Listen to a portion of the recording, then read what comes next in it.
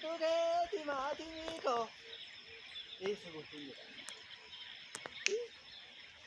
Re'oonni kunis gadi hin dhaabatu. Ani rafuu dhiisu. Amma kana keessaa isa kan argan jiru. Yoon ammoo isatti baala irratti kufte laata. Portuguese maatiiko. Haa?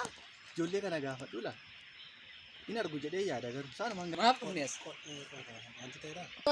Dafka wuduudhaan na qabu. Argitee? Darbitee. Maaf kana deemsifte Mataanuu malee, kanatti maal si molaa simiti kan fide sababa isaa kana miti siidhaaf sababni kun immoo. nama jechuus miira keessan moo? Ati immoo qomee. Namni tasgabbaa'ee kana jiraatu qabu. Maanni kun qoy. Maal? Maal tasgabbaa'ee? Ati. Gubadhe si Sinii hime. Kana maaltu akkasi godhee jire? Sinii guyyuma tokko nama dhageessan. Maaloo.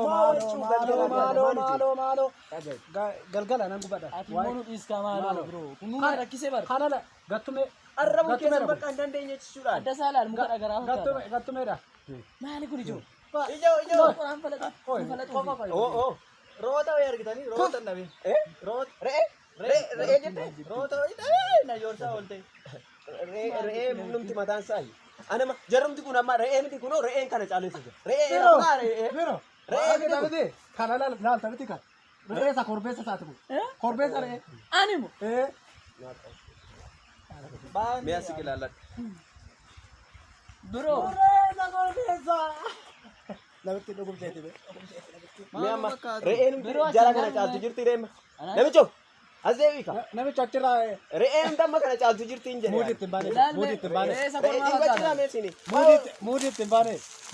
Oduu keessa re'ee. Namitti maal jedhe re'ee.